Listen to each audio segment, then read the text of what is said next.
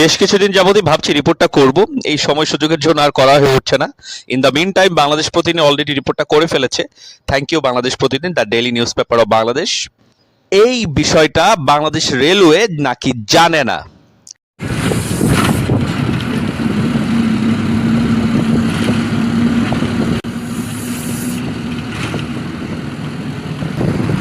City corporation জানে না, পরিবেশ অধিদপ্তর থেকে কোনো ছাড়পত্র দেওয়া হয়নি।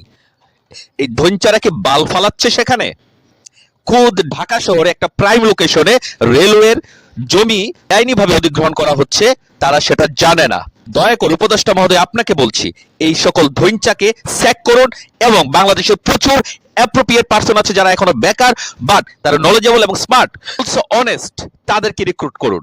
আমরা আজ গত 15 বছরের একই কাহিনী এখন আর শুনতে চাই না। বাংলাদেশের ইতিহাসে সবচেয়ে জনপ্রিয় সরকার, আপনারা যদি ফেল হন, আফসোস।